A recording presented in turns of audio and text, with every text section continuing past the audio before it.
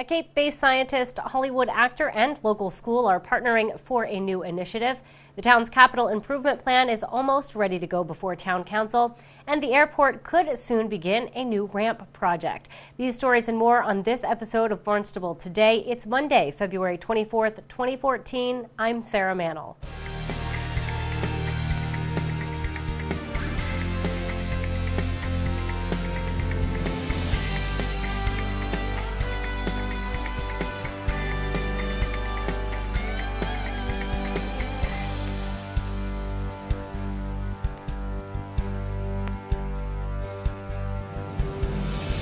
The capital improvement plan is almost complete. Town manager Tom Lynch says tonight he will sit down with the Comprehensive Financial Advisory Committee to talk about projects for the next fiscal year. They annually they have a subcommittee that takes a look at our capital improvement plan.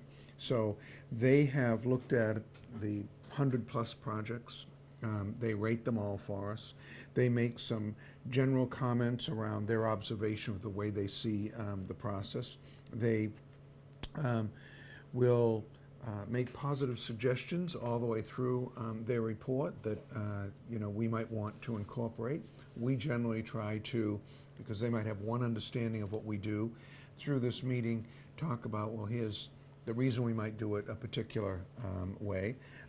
It's important to us because it's a whole nother set of eyes looking at both the process and the projects that we have and how they're set out over the course of the next 5 years. So they'll look at how the school projects are presented, how the town projects are presented. For instance, there's one suggestion in here where they might say, we suggest that you delay any work on the town hall parking lot, and they'll cite the design monies and the construction monies that we might have in there for the reconstruction of that lot. So that was submitted by the Department of Public Works. They look at it. They also know, they have the perspective of knowing that we're doing a town-wide parking study. So they made a recommendation here to say, we think you should perhaps delay any further construction work until you look at the overall parking plan. Might impact what you do there based on your needs town-wide for parking. That's a project that we're not funding this year. We concur on that. So it's good to have that fresh set of eyes looking at and come to the same conclusion that we did in terms of looking at that. And then they also do their rating of all the projects. So when we look at what we have decided to fund and what they're recommending, we hope we see a lot of similar projects. It means we're kind of on the same page. But I always look forward to it because it's the work of an important committee here in town. They spend a lot of time reviewing it. They listen to different department heads that might come before them to explain these projects. So it was an 18-page report that we've taken a good look at, and I'm looking forward to the meeting today with their subcommittee to talk about that. The capital improvement plan will next go before town council for final approval. Lynch expects that to happen sometime next month.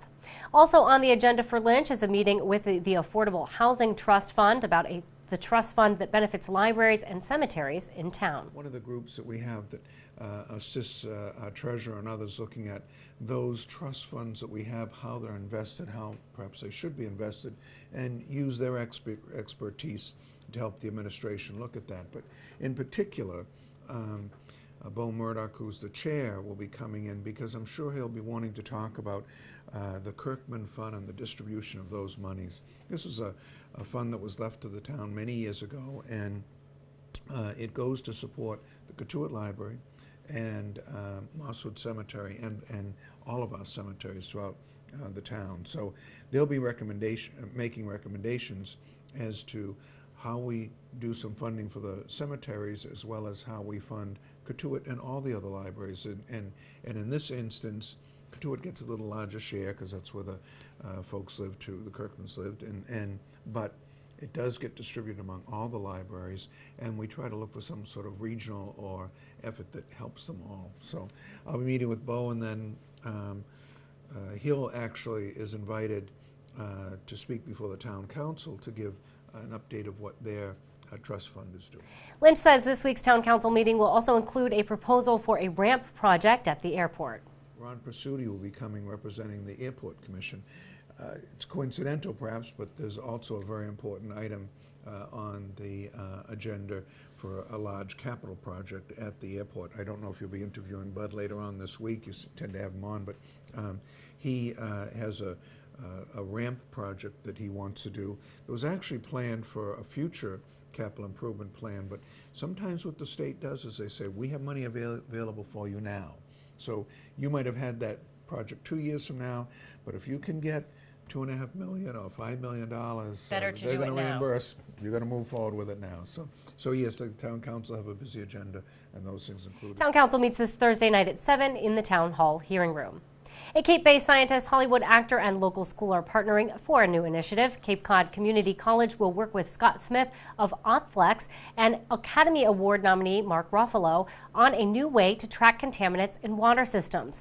4C's spokesperson Michael Gross says Ruffalo is very involved in clean water initiatives.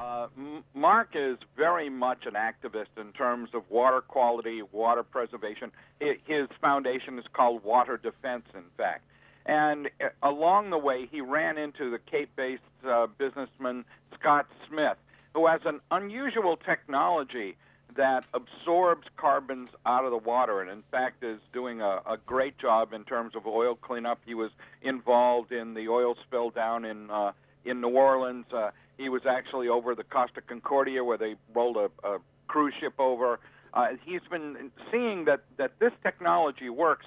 And what's interesting is it might actually have the capacity to not only clean up the water, but over time talk about the flow of contaminants into the water. One of the things the Cape has a terrible problem with is nitrogen loading in our ponds, as our septic systems don't work quite right. And frankly, we don't do a great job with water quality as much as we'd like to think we did. And part of what is happening tonight is Mark and Scott are both going to come to the college along with our Dean Robert Cody and talk about a partnership with our environmental technology program where our students will actually take Scott Smith's product, put it out into the salt marshes and the bogs and the various places around to look at how it collects data on the pollution as it arrives at these sites. It's possible this could be kind of a time-coded process where we could see it when it begins to happen and can begin to measure it. So it's very exciting. Mark is coming. He'll be part of the presentation with Scott, and we're very excited to have them all on campus. Gross says the partnership will be a great hands-on experience for Cape Cod Community College students. Our students will be able to be the kind of the interns, gathering the data, putting it together and working with Ruffalo and Smith in terms of their foundation to report out what actually is happening with this technology. So it's very exciting. We're very pleased to see it. Certainly the college focus trying to look at putting up a new science building, a new innovation center. Here is a perfect example of a way we would collaborate with industry more as we go along. All are welcome to attend the talk tonight. The event will be held in the Tillman Arts Center at Cape Cod Community College at 7. Gross says the college is also hosting its annual Multicultural Festival this Saturday. Our big parade of flags, just like you saw in the Olympics, opens up the Tillman Arts Center and opens there again for the Multicultural Festival. New this year, we're bringing some of the finest food trucks out of Boston and our favorite cannoli truck here on Cape Cod, and they're actually coming to the festival to set up even more international food on the patio between our LaRusso building and our Grossman Commons Center. We have somewhere on the order of 20 performers.